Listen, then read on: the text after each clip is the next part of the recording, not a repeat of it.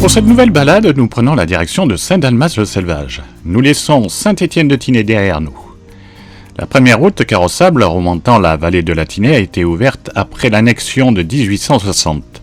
Elle atteint Saint-Sauveur en 1870, Isola en 1887, Saint-Étienne-de-Tinée en 1897, puis Saint-Dalmas-le-Selvage. Outre le fait de permettre de désenclaver le village, la route avait également un rôle militaire pour rejoindre plus haut le camp des Fourches. Les chasseurs alpins étaient souvent en détachement autrefois à Saint-Dalmas-le-Selvage en manœuvre. L'église paroissiale de Saint-Dalmas-le-Selvage, dont on aperçoit le clocher d'assez loin, est située au bas du village. Cette église a été construite aux soins et aux frais des comtes de Saint-Dalmas au commencement du XVIIe siècle.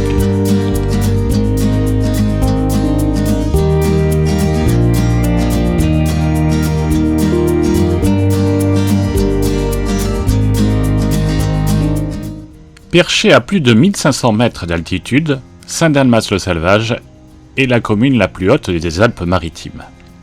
En occitan, selvage voulait dire zone sauvage, montagneuse et peu habitée. Saint-Dalmas-le-Selvage est particulièrement connu pour ses cadrans solaires anciens, qui font partie du patrimoine typique des Alpes du Sud. On en trouve plusieurs sur les façades du village, certains datant de plusieurs siècles. Saint-Dalmas-le-Selvage est une station de ski nordique, c'est-à-dire que l'on pourra y pratiquer du ski de randonnée, de la raquette, du ski nordique, de l'escalade sur la cascade de glace. Il y a même une piste de luge, mais il n'y a aucune remontée mécanique. Ici, la machine permettant d'effectuer les tracés pour le ski nordique. Aujourd'hui, direction les hauteurs de Saint-Dalmas-le-Selvage. En compagnie du Lucie, nous partons en randonnée, en raquette, sur le circuit Gianto, au cœur de la forêt de Sestrières. L'occasion de s'immerger dans un décor hivernal préservé et de profiter pleinement de la neige fraîchement tombée. Alors combien il y a ? 10 20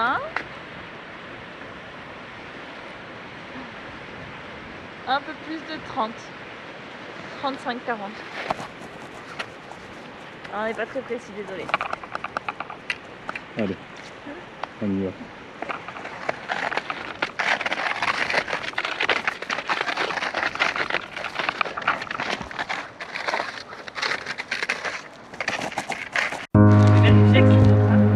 Le début du sentier est plutôt pédestre. L'itinéraire s'étend sur 10 km avec 500 mètres de dénivelé, ce qui le classe en niveau rouge.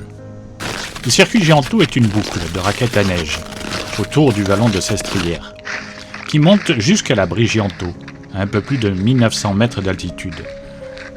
Le tout en forêt et sur des pistes enneigées. Le vallon de Sestrières permettait autrefois une circulation entre Tinée et Ubaye. Sa signification viendrait du 6e secteur, probablement lié justement à une organisation pastorale. Le clé inférieur, culminant à environ 2590 mètres d'altitude. Il se situe au nord-est du village de Saint-Dalmas-le-Selvage. Le terme clé vient d'un mot local qui signifie amas de pierre, relief rocheux, ce qui reflète le caractère minéral de ces crêtes.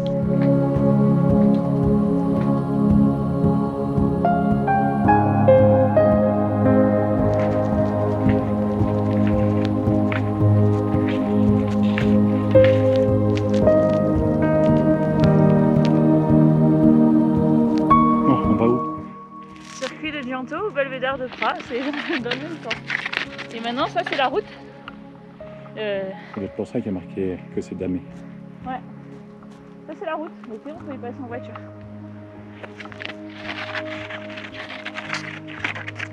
Ça fait une belle piste de chien de traîneau ça. Regarde, tu loupes les skieurs. Bonjour.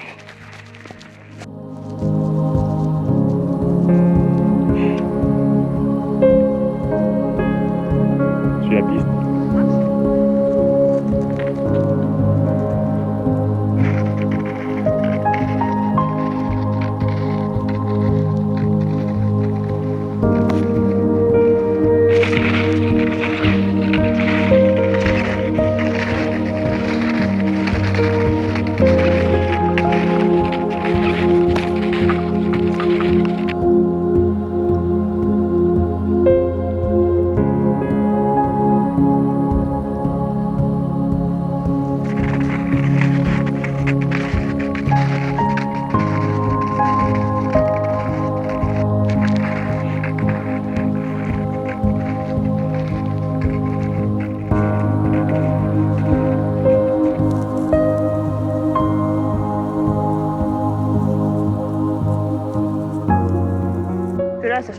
pas qu'on fera ça. Hein. Je vois pas trop l'intérêt. Moi, ce que je voulais faire, c'est là, voir l'abri. Parce que l'abri du col d'Annelle, il est beau. Donc je pense qu'il doit être beau aussi. On sera même pas à 2000, 1920. I'm out here waiting for you to come back to my life this time. I ask each morning, is the coffee you're drinking just like mine? Or do you think I'm moving on too fast? 'Cause I'm not. When the drinks start pouring, I'm not. Malheureusement pour nous, l'abri Gianto était fermé ce jour-là. I'll be waiting, counting down the hours. Le mélèze étant un omniprésent dans ces montagnes, il fut utilisé pour les toitures essentiellement. Celle-ci était posée en 3 couches, disposées en quinconce pour améliorer l'étanchéité. Le mélèze est coupé à la vieille lune, c'est-à-dire à la lune descendante durant l'hiver, car l'arbre est à ce moment-là en repos végétatif et il contient moins d'eau. Le mélèze étant naturellement imputrescible, il résiste mieux à l'humidité.